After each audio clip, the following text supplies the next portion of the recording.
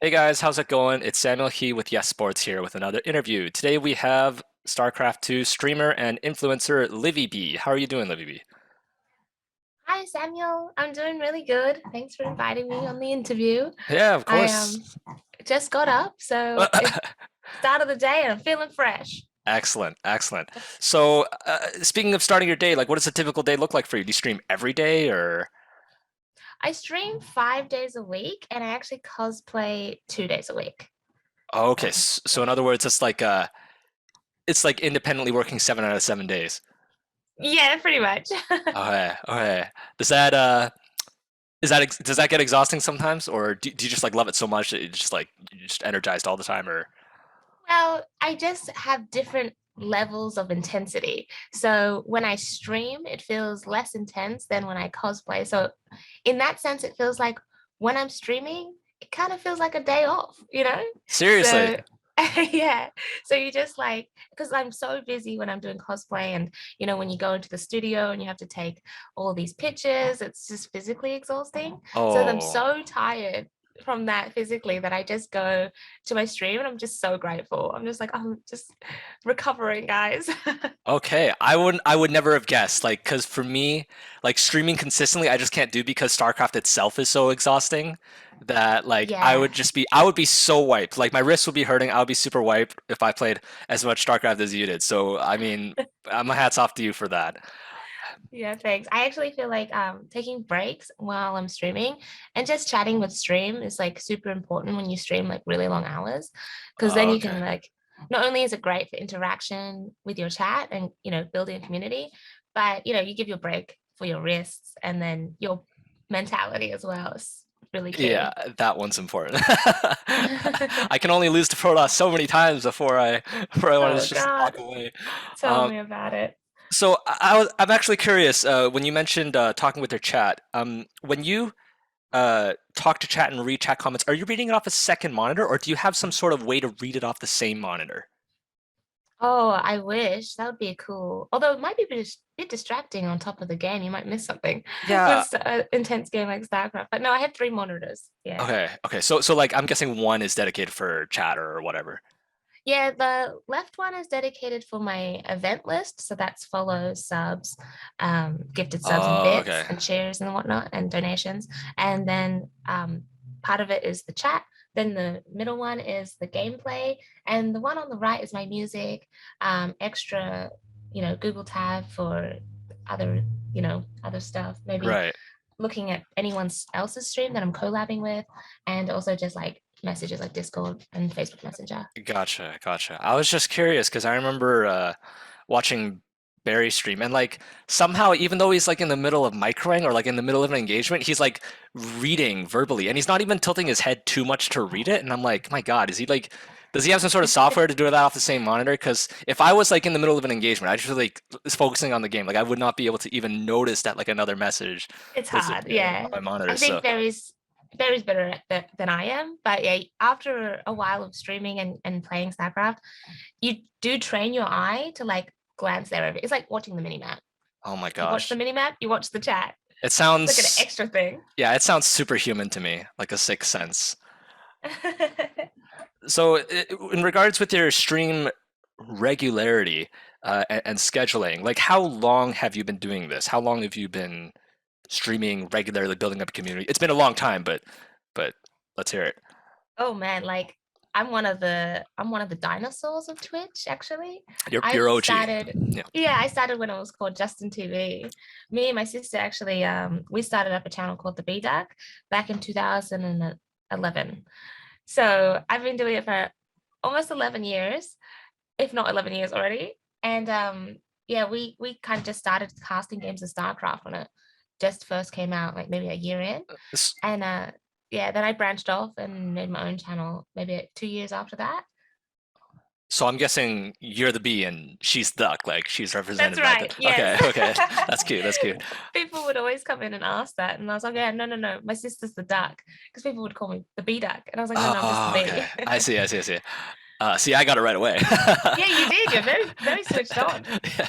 So, with the streaming, like for me back in that time when I mean when you said Justin TV, I was like, holy smokes, I can't believe it's like been that long since you started. Like I had no idea that you have been going that long.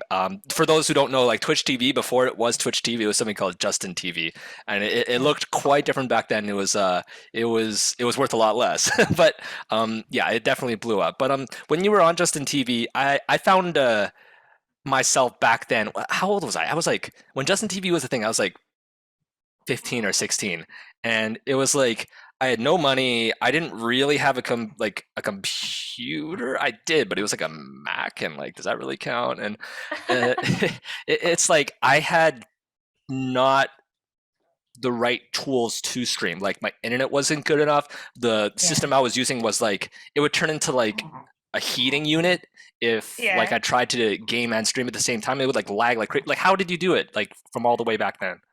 Oh man, I gotta tell you, it wasn't easy because I'm from Australia. So the Oh, internet notoriously is horrible. We got kind of lucky because growing up, when I lived with my dad, his internet was actually one of the best in Australia. That we're saying that it was one upload, oh wow. literally one, and the download was like six. But that was considered A plus internet in Australia back then, Oh and my it was gosh. enough to stream at very low quality. So we kind of just did like really low quality streams. But back then, everyone's stream was pretty low quality. That's true. So it wasn't as bad. So streaming like 480p to like really low 720p was kind of normal. And it didn't bother people much back then because their eyes were untrained by this Oh, 1080 and 1440p business. that's right. That's right. So, how old were you back then, if you don't mind me asking, when you started that? So I think I was about 19. No, 21, I think. I Okay. was in university. Yeah, so from the age I think of 19 to 21, I was in university, so I didn't really have much time to commit to streaming and playing.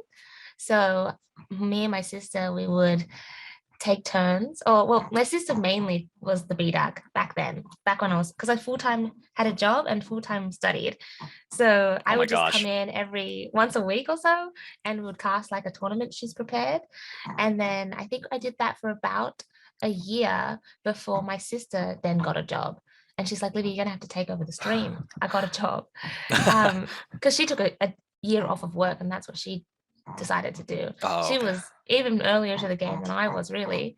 Sorry if you can hear my dog. She's eating a treat. Oh, I thought that was your mouse wheel, like going. Oh no, no, my dog's wanting to eat right Okay, there no, next to don't me. worry.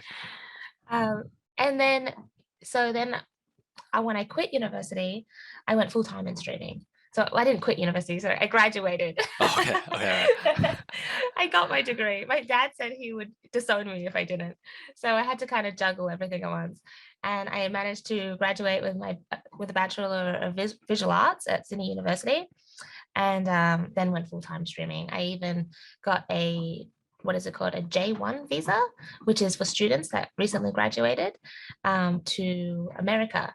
And I lived there for a couple of years to then have a better quality stream and dedicate more to like learning StarCraft and playing the game and just really like committing myself to that, you know, career path. Right, right. So, for the listeners, me and Livy actually met in person once or twice, once in 2014. Yes, that's very cool. I feel old just saying. 2014 in Detroit at yeah, a Red Bull Circuit tournament. Was that back when you were still living in the US with your J1 visa, doing your thing?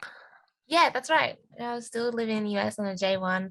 And then after the J1, I basically had to travel back and forth to renew my holiday visa. So eventually that got a little bit too expensive and I just stayed in Australia. Yeah, yeah, I can imagine the flight's getting expensive. I remember thinking I was just like, wow, she came from Australia over to Detroit. That's like really far. Yeah, Yeah, super far. I Worth like it though. I knew at some point you were living in the States, but I just didn't really connect the dots. Um, so, uh, in other words, it sounds like from your explanation that right after university, you knew that you could go straight into streaming. Yes. Well, that's that's what I wanted to do. When I started taking over the speed arc stream with my sister, because she got a job, I actually really enjoyed it. I really loved StarCraft. I got hooked. Like, I mean, I was in deep. I was like, I love doing this. I really want to improve. I want to stream it. I want to have better internet. I want to actually get to Grandmaster. And that's what I decided to dedicate myself to from the moment I graduated university. Right, right. Technically before I graduated, because I did try to quit, but my dad said no quitting. Okay. How just out of curiosity, how close were you to the finish line when you said to your dad, I was a I want. year off, Okay, one okay. year. It Okay. wasn't, I was like, the last year, I was like, I don't really want to do this last year.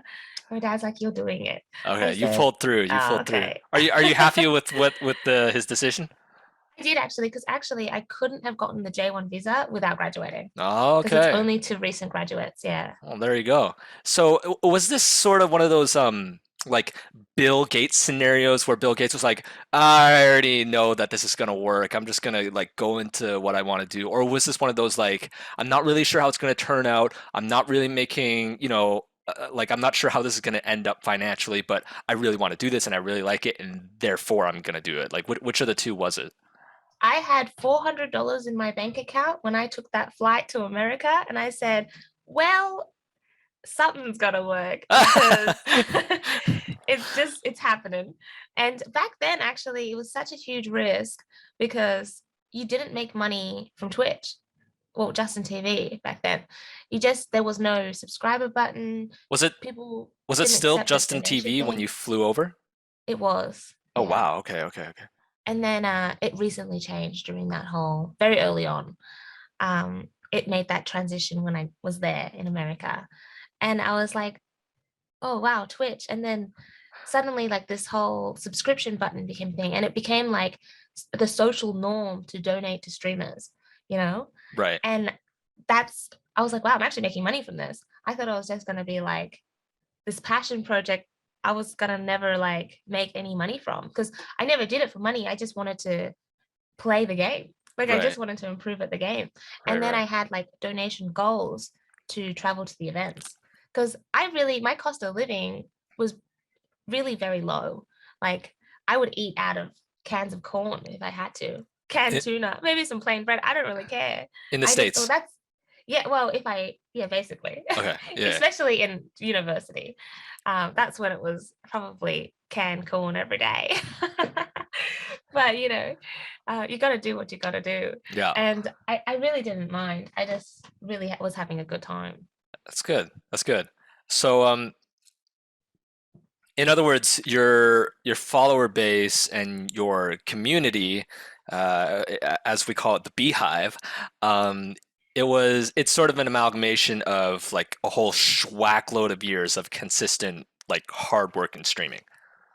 Yeah, I would say so. I feel like over the last decade, I really have grown the most wholesome community on Twitch I've ever seen.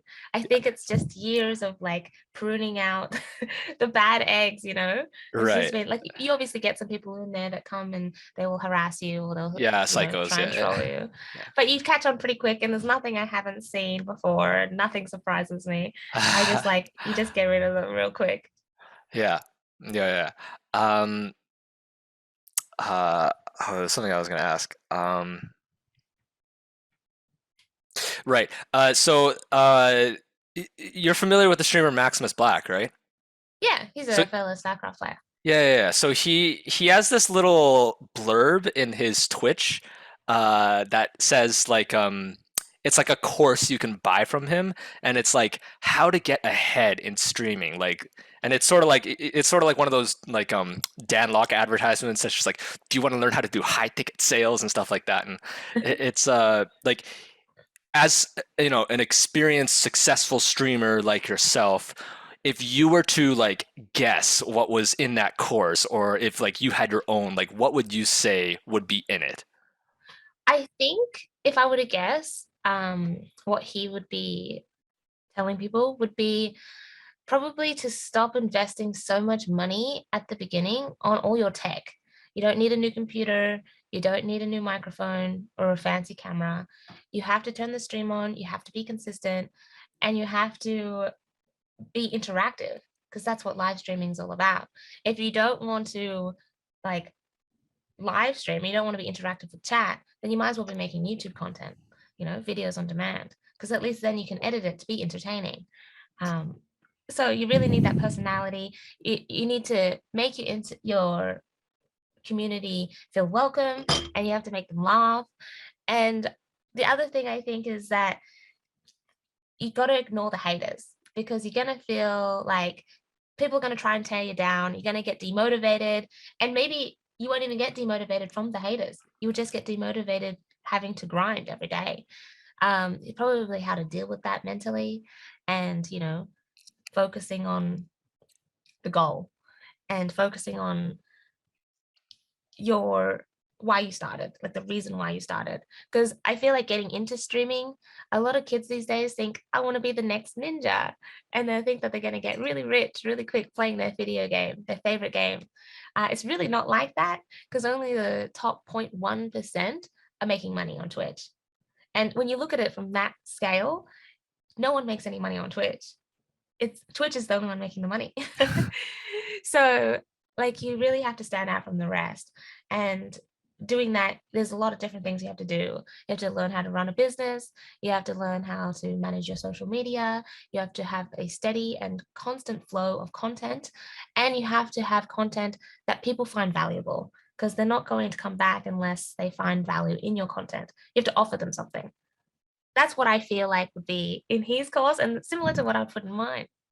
Right. Okay. Interesting. When you mentioned like the consistency of the schedule, like if you were to create like a hierarchy of importance, like whether it's like personality, entertaining, consistency, like what would you say the priorities are? Oh, that is a tricky one. Oh, putting them in the list of priorities. I think maybe personality, maybe at the top. Because if you can do stuff like, you know, um, Dr. Disrespect, Right. how he can have that constant personality that is always on. He's always in character. He's always entertaining, and he's always offering that drama as well with like Asmongold. He's got that drama. He has interest about him. You got that when you have an audience that is interested in what you're saying, then I think that is number one. Because you can take breaks as Asmongold and Dr. Disrespect, and it'll be totally fine. If I feel like if you're lacking a little bit in that, you still have to keep consistency. Consistency is probably number two um, to that. Because like if you're never live and you're not making contact, the people will stop tuning in. And one thing that's unique about you in regards to like the whole sort of list basically of people that I've interviewed is that you're a very successful streamer and you're female. What would you say are the challenge? Not that you're the only female I've interviewed, but the only female streamer. Anyways, so what challenges would you say you have as a female streamer that you feel that might be missing from, other demographics?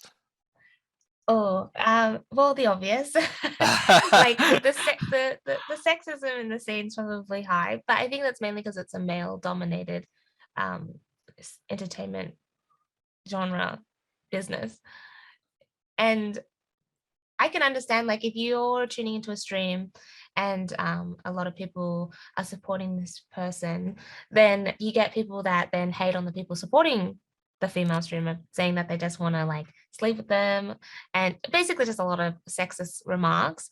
I feel like for me, the thing that really personally is a setback is I think the cap. I think as a female streamer, you have like a cap. Like Like it's if some you sort of invisible soft cap of yeah. So it's unfortunate, but I think that like males, like if you look at the top 100 streamers on Twitch, only one of them is female. right. It's Amaranth. Oh, okay. Yeah. So you can understand why, like, while it works to your benefit in some ways, it's definitely a very big negative in others. Because like you can get like a lot of people tuning in, and you can get a lot of eyes because you're female, but they won't stay. I They'll see. go to their favorite entertaining bro joke around streamer where they feel a little more comfortable. They'll just come and pass on by, and sometimes you can get people that come back a little bit, but it overall, having a community that will stay is harder to find as a female than you have like a loyal fan base. I see. And would you say that you feel like you're bottlenecked by the content that you create? And what I mean by that is like, just in my opinion, if you were the same everything, but like the only difference is that instead of StarCraft 2, it said like League of Legends, I think you would have more viewers. Like, do you think you're bottlenecked by the content that you create? I think so, yes. Well, because my main game is a 10-year-old game, 11-year-old game. It's not a new game, so the community definitely has dropped off a lot Right. for every new game. Like especially when League of Legends came out, a lot of people jumped on that bandwagon. And I feel like if I did do that, I would be a lot bigger of a streamer. But I don't like that game. Yeah, yeah, So okay, I'm with you. We're in the same boat. Okay. I couldn't do it Yeah, yeah, because yeah. you have to do it every day. You have to play every day. You have to Yeah, yeah. grind it, and it's very difficult to do that in a game you just don't Yeah, enjoy. obviously you have to like it. I'm not suggesting anything of the sort. I was just curious what your opinion of the question was at face value. Oh yeah, definitely. I agree. I think the community would be larger because if you're in a larger community, like the game is larger, then you'll get more eyes, Yeah, possibly get more follows, and yeah, more yeah. support. I think less to do with the age of the game is just the general popularity of it. Um, like for example, I mean, I really hate to say it because like StarCraft is really like part of my DNA basically, but Yeah, it is a bit of a niche game. it Like is. when you go out on the street and you're like, "Hey man, I play StarCraft," they're like, "Oh yeah, I've heard of What's that." that? Yeah, right. It's just a general like you never come across somebody who's like, "Oh yeah, man, I love that game. I play that game all the time." Right? It's like, you almost never get that, and people are like, "Oh yeah, I Right. play like Valorant and League of Legends and like Apex and stuff like that." It's just a niche game, but obviously like you hear business people say this and all sorts of stuff all the time, but it's basically like if you don't do what you believe in, nobody's gonna buy it, right? True. So it's like definitely stick. Don't like for those of you who are just starting out, like if you really have no allegiances to anything or passions towards anything, you might want to start with something with a bit more of a fan base. But if you're really like passionate about one thing, but even if it's considered a niche thing, like go Yeah. for that. Like do it if you enjoy that. If that's your passion, yeah. Yeah, Like I totally. know so many different streamers who have started, their starting game was the nichest of games, like Diablo 2, Yeah, or just something really like a really small, really, really old game. And they've grown a large community off of that just because they offer value in that doing that yeah, because of their either their high skill or their high passion and their funny content, you know? yeah, absolutely. I think another good example would be RuneScape. Like that is a Yeah, super super old old. game, but there are some people who like maintain a consistent like I mean it's not many of them, but there are people who maintain a consistent like 2 to 5K viewers like all the Yeah. time when they're streaming, and it's like you would never think that like a freaking like I don't know what it is like a I don't know like it looks like an 8-bit game sometimes. I Yeah, mean it does. I play it personally, but it's just like for somebody who isn't familiar with the game, they look at it and they're like, man, that thing was like in the Stone Age. Like, why is anybody playing this? So That's right. definitely like stick to your guns. So in regards to streaming, do you feel okay? So like there's a while I don't think it's necessarily why like it necessarily has to be a stigma, but there is a stigma that when it comes to like being a football player, a hockey player, or like they have it the worst figure skaters, as it is with pro gamers, they have like a lifespan where it's just like you don't really see pro gamers above a certain age. Yeah. And I think it's for a whole bunch of reasons. If I'll just quickly go through them, it's like, esports hasn't been around like that long, so you really haven't seen people who are like that old playing it. There are people who are Yeah. that old, but then they like transition because there's something else they like to do just naturally, or they stop winning as much and they lose motivation. Anyways, it's like a whole schwack load of reasons. But Yeah. do you feel like there is could be for any reason a bottleneck, for age on whether like pro gaming or streaming? For programming, yes. I just think your reaction speed also gets way less when you get older. And I think that's a large reason why people probably transition to like coaching roles or management roles, or just in completely different fields altogether. Some people just go get another job. Like I've known a lot of different programmers that just go off Yeah, into the workforce. yeah. And with streaming, I don't think there is a cap on age for that because I've seen grandpas stream on Twitch. Like with streaming, it just the only thing that matters is having an audience. If people will watch and tune in, then well, you've got yourself a successful stream. I mean, like I'll say it right now. If there was like a StarCraft ass kicking grandma streaming, like I would totally watch that. That'd be me. Yeah, that's right. So, in regards to the reaction speed thing, I don't know if you know this, but they actually there was like a real scientific study conducted. Um, Based on StarCraft in regards to reaction Really? speed. Yeah, there is. And the conclusion was, I don't know the exact numbers, but the conclusion was is that once you hit the age of 25 and go Yeah, past it, your reaction speed does start to slow down. yeah, And I remember reading this article and looking at the samples yeah, that they took and just the way they conducted it. And I remember, like, when I read like what's it called, the abstract or something yeah. of the study, I was like, internally, I was starting to sweat because I'm like, oh crap, like I'm turning over 25, our accuracy is gonna get slower. But then I looked at the actual study itself, and they didn't have any grandmasters tested. They only Okay. tested people masters and below, and I was like, okay, maybe maybe I'm just like the point whatever percent that's not Yeah, included in this. But at the same time, I was sort of thinking about it, and I was wondering like the importance of reaction timing itself, and it is impacted. I'm not going to be so naive and say like, oh, age has nothing to do with it, because I think it does.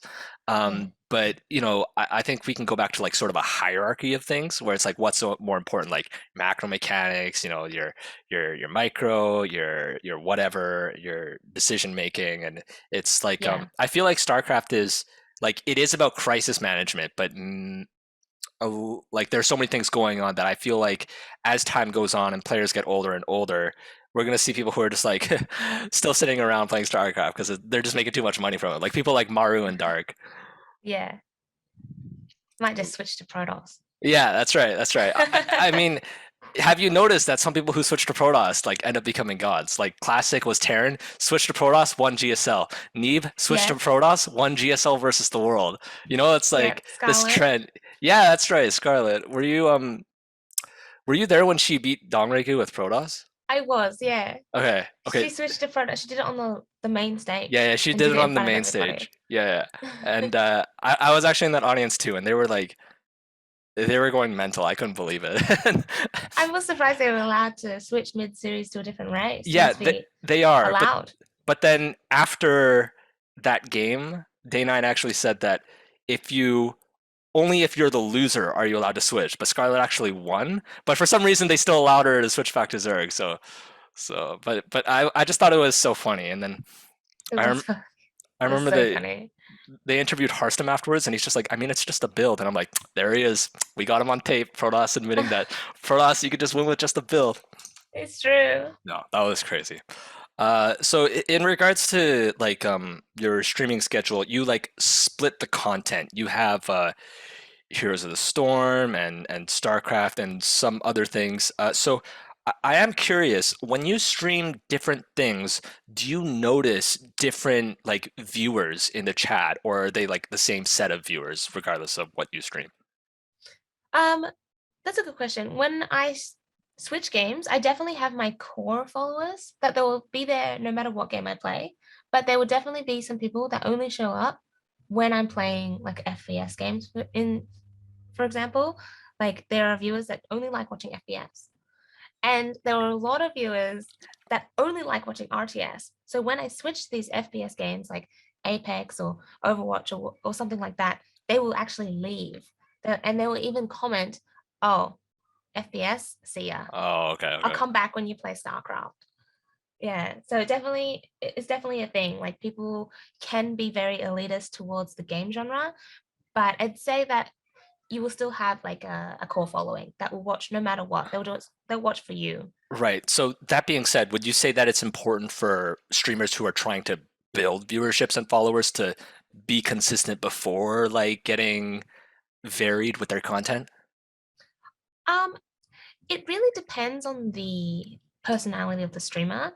I'd say for a majority of the people, building an audience in a core, like a core following in one game is easiest. Just because like people they tune in, they kind of want to know what to expect. You know, if you're jumping around and surprising them too much, they might just be a little bit overwhelmed. Maybe they'll be like, not for me. But for some streamers, it works. Like for some streamers, variety gaming and having that as their brand is like it really works for them, but not for everyone. I think you just Right. have to assess your own content and your own personality and see like what's working for you. And if it's not working, try something new. Like trial and error, I think is your biggest friend. Gotcha. That makes sense. So the last question I'll ask you is, you know, as a streamer, or I should say, as a viewer and as a person who streams on occasion, um, I noticed that like a lot of streamers get kind of jaded and defensive, and I mean, you know, some of the sour personalities in the scene, and it's like, I feel like that part of that is just because that person streams so much, they get haters, like you said, there are haters everywhere, and Mm, there's like all sorts of foul play, so their mind just instantly, like they're sort of conditioned to be on the defensive and yeah. be that kind of sour person. And like whenever I tune into the stream, like it's all sunshine and rainbows, and you like somehow manage to maintain like this incredibly positive and, like you said, wholesome atmosphere. And it's like, how do you do it? Like, how do you stay like that? I think, well, when you come across streamers that get a little bit defensive and a little bit jaded, I feel like there are a lot of plays at work there. Everyone is human, so they do feel all the emotions. And when they get constantly trolled, sniped, hated on, it's only natural to have like triggers sometimes where you this human psychology reaction of like putting up walls and being defensive and having the need to feel defensive. Um, but for me, I just keep in mind that everyone here in my chat, they don't really know who I am. So if they say something mean, it's just probably just to get a reaction, you know? And it really would only upset me if the person who is mean is someone I knew personally. Because then that person, they know who I am a little bit more. So the fact that they're saying something mean would probably get to me a little bit more. But if it's just some passing comment from some guy I've never seen before, it's just like, that's funny, It's like they don't really know who I am, but that's a funny comment, they're trying to get under my skin. And also if someone's trying to snipe you constantly, that could also be a trigger. Like I get sniped on StarCraft ladder all the time. And it's just part of the game. It's just part of the experience of being Of a streamer, streamer, even. yeah. Because people want the attention, and that's fine. And I understand that. So I don't let that, I try not to let that get to me by remembering why I'm even playing and remembering why I'm even streaming. Because if you remember the reason why you started, then you got really nothing to be upset about. It's like, well, I'm here because I'm entertaining my chat and I'm hanging out with these guys and we're building a community and, we're having a good time doing it. And, you lose some MMR, but whatever, you'll get it back. And then that's it. I really gotta applaud you on the superhuman mentality, because you make it sound easy. You're like, you just lost some memory, whatever. Forget about it, no big deal, right? But seriously, that is like superhuman. And for those of you listening, really take that as an example. Once again, on behalf of Yes Sports, thanks so much, Livibee, for taking part of this interview. It was a pleasure to have you. Yes, thanks for having me. It was Of course. awesome.